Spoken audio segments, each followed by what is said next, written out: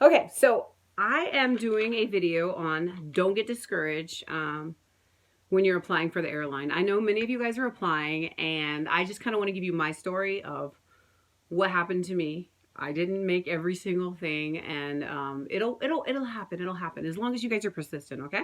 So when I was super young, right out of college, I graduated from college at 21. I applied for an airline, a major airline, and got through the whole day. So it was first it was like a reading and math test, passed that. Individual interviews, passed that. One-on-one interview, passed that. Got a ticket to go to Chicago. Thought I did well on that Chicago interview. Went home, super confident, super young, and went home and got a rejection letter maybe a week later. It was not a big deal. I was super young. It didn't really matter. So I just ended up just traveling on my own, and traveling. And, you know, when you're young, you're living with your parents, you just travel. Um, Fast forward years later, I had been a teacher, then I was substitute teaching, had a horrible day subbing, I had the worst middle school class. And I said, you know what? I'm done. I got to do better than this. So all of a sudden in my mind, I was like, wait, let me go online and see. I'm still in my 20s. I'm more the mid 20s. Let me go ahead and see if there's any airline jobs. So this was a Thursday. I happened to go online. They had a cattle call for the next Monday at LAX. Well, it's never at the airport. It's like a few blocks away. So it was at LAX for a major airline. It was United Airlines. And I went and I passed everything, flew to Chicago, got the job. Cool. Worked as a flight attendant for a little bit, decided I was done. I wanted to have kids, yada, yada, yada. After that, it was always in my blood though, because I missed it so much. I missed it. So after my second kid, I decided to apply for an airline at my local airport that's 15 minutes from my house. Went there and, you know, interviewed, got the job. And then I worked there for a few years. But there was, you know, just with the recession and everything, they had to let go like the bottom 4 people. So after a couple years, I got a furlough, never got a job back there again. And then after that, it was hard because once it's in your system, you just have to just keep having it. You know, I just wanted it and I hated not. I don't like it when I don't have an airline job. I love having an airline job. It just kind of fulfills me. It kind of makes me feel good because I just love it. I love everything about being in an airline. I love just being able to get up and go. I don't like feeling stuck. And when I have an airline job, I feel free. So I think I applied, let's see, 2005. I could not get a job. There were obviously some jobs. We have about 5 major airports near our house. And I would apply LAX, I would apply Orange County, I would apply Ontario, I would apply Burbank, Palm Springs. I would apply all of those airlines and airports. I really didn't get anything. Eventually, I went to a cattle call for Continental Airlines. If you guys remember that, that's before United took over. And this was like 2009. And I went and it was for LAX and I was like, forget it. I'm just going to commute. I'm just going to go to LAX and I'm just going to, I want the job.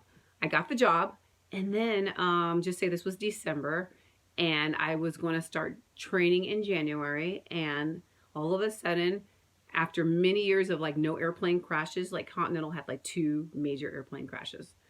And that held up. I don't know if people stopped flying Continental or whatever, but that held up our training and I never got to go to training. So that's okay. I ended up going to respiratory school and starting a new career.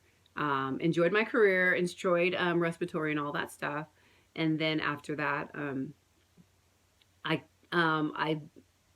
after a couple years of that, I really missed it. I wanted to get back into it. So for 3-4 years, I was applying and applying and applying.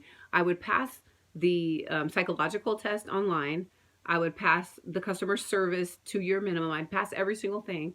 maybe I would get a random phone call, like I would be leaving the gym or at the gym, and all of a sudden I'd get like this call from Atlanta or this call from Chicago, and I would get that interview. I would answer all the questions, but then I would never hear anything from them.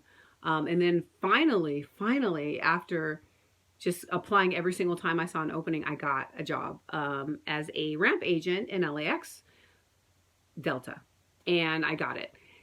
And but I was still working as a respiratory therapist, and I started calculating. How it was going to be, because I kept on saying, because I still had my full-time job and I still needed the money at that point. I still needed the full-time income because our expenses were a little bit higher back then. And I kept on asking the training lady, when is training? You know, when do we know? She's like, I don't know. I'm all, could it be next week? Is it in a couple weeks? I just kind of need to let my job know. And she would never give me a straight answer, because a lot of times at my other jobs, even airline jobs, they would say, oh, we're thinking of training you guys in 3 weeks, in November 1st or this or that. But she would never give me a time. And I didn't know what to do. And then I started calculating. And this is before we got a newer car. We had really old cars. And I started calculating, okay, with traffic, it's going to take me an hour and a half to get there. You know, because, you know, LA traffic, even if we were not going that far, it's going to take forever. It's going to take me that. And just say it's a 4-hour shift, 5 days a week. So let's see, 2 hours at the beginning of the day, 2 hours at the end, 4. So I'm going to be going 8 hours a day, making $16 an hour. So 16 times, let's see, what is 15, 30, 45? That's $60 a day.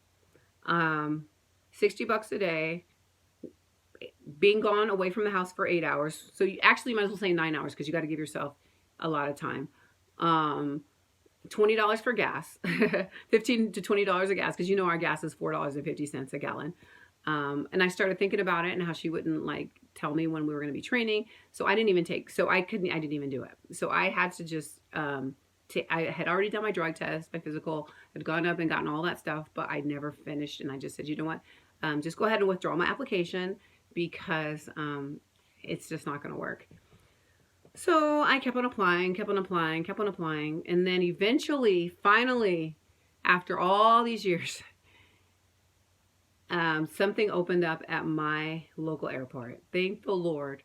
And I went to the cattle call and I finally got it. But it was years and years coming. So within, just say, that 10-year time span, there was probably 5 years or so that I didn't have an airline job. And I was applying. I would check weekly, and I would apply everywhere. Oh my gosh, I applied JetBlue, United, Delta. I didn't care what it was. I just wanted an airline job. And I know you guys are applying, and sometimes it seems like nothing's going to happen. But if you keep on applying, trust me, something will happen. It will happen. But you just have to just keep applying, and just trust me. Take it from me, it'll happen, and the right one will happen. And obviously, no airline's perfect, but you got to make it work for you, and know that it will hopefully eventually happen. Just open, expand your horizons and kind of go with that. So I hope you guys like this video. Let me know what other topics you want to talk about, and I will see you in the next one. Bye.